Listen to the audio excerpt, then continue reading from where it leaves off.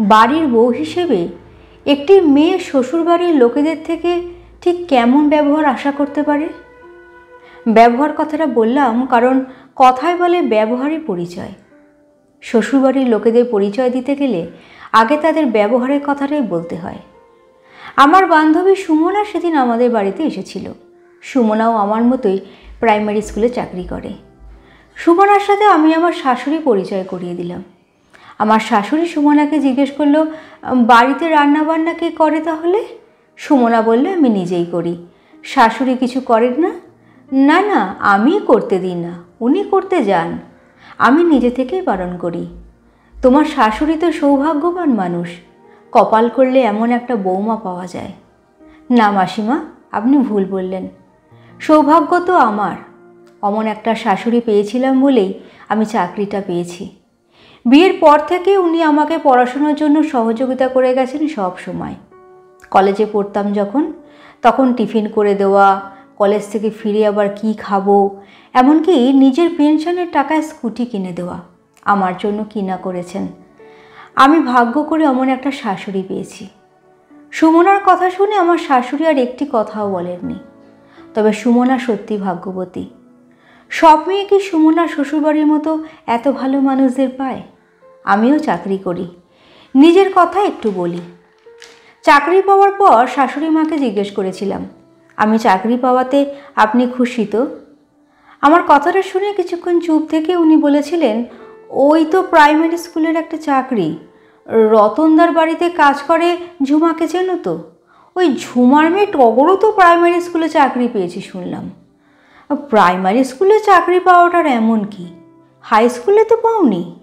আমার বিথিকা ইংলিশে এমএ, চাকরির পরীক্ষা দিলেই চাকরি পেয়ে যাবে, কিন্তু চাকরি করার ইচ্ছে ওর নেই। তুমি ইতিহাস না পড়ে ইংলিশ পড়লে না কেন? যদিও ইতিহাসের থেকে ইংলিশটা বেশ কঠিন। আমার চাকরি পাওয়ার আনন্দটা আমার শাশুড়ি মা প্রকাশ করলেন ঠিক এইভাবে। আর ওই যে বিথিকার কথা বললেন, বিথিকা মানে আমার একমাত্র ননদ। ইংলিশে এমএ করেও সে নাকি ইচ্ছে করে চাকরি করেনি। আসলে আমি যাই করি না কেন, তুলনাটা কারো না কারোর সাথেই চলে। শাশুড়ি মায়ের কথাগুলো শুধু শুনেই নি, মনে নিই না। আমার বাবা একটা কথা প্রায় বলে, চুপ করে থাকাটাই বুদ্ধিমানের কাজ, সব কথার জবাব দিতে নেই। বাবার কথাটাই মেনে চলি। কথার জবাব তখনই দিতে হয় যখন কথাটা কথার মতো হয়। শাশুড়ি এমন কথা যে বলতে পারেন সেই বিষয়ে আমি নিশ্চিন্ত ছিলাম। ওই রকম কথা বিয়ের পর থেকে অনেক শুনেছি। আমি চাকরি পেয়েছি 5 বছর হলো। কিছু শ্বশুরবাড়ি আছে রোজগেরে বৌমাদের যারা একদম পছন্দ করে না। আমি চাকরি পাওয়ার পর প্রথম 2 মাস আমার খুব আদর কদর চলতো, তারপর ছকটা বদলে গেল। বদলানোর কারণটা বলি। চাকরি পাওয়ার পর আমার স্যালারির টাকা নিয়ে চুলচেরা বিশ্লেষণ করতে বসলো আমার শ্বশুর শাশুড়ি। সেদিন রাতে ডিনার টেবিলে কথাটা উঠল।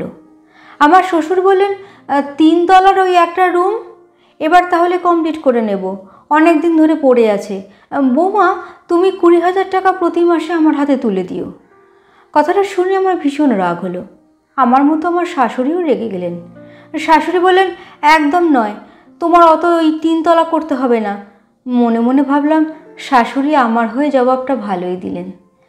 পরে বুঝলাম আমার হয়ে নয়, উনি বললেন নিজের জন্য। উনি বললেন, আমি আগে 1 জোড়া সোনার বালা নেব, তারপর তুমি ওসব ভাববে।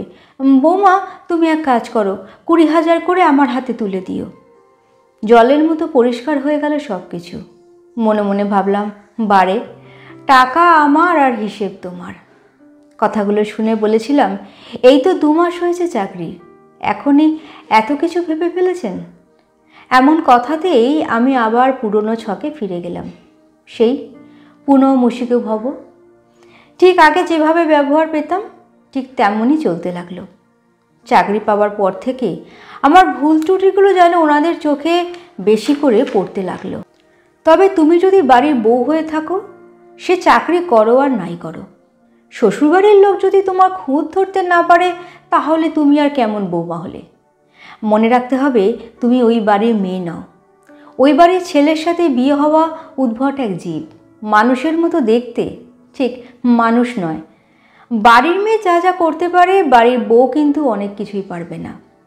চাকরি পাওয়ার পর চুড়িদার পরে স্কুলে যেতে লাগলাম। শাশুড়ি বললেন, চুড়িদার চুড়িদার পরে স্কুলে যাচ্ছ? তোমাকে কিছু বলে না? আমার বৌদির মেজ বোন তো চাকরি করতো, কখনো বাবা দেখিনি চুড়িদার পরে গেছে। তাছাড়া তুমি বউ মানুষ, শাড়ি পরে যাওয়াটাই ভালো।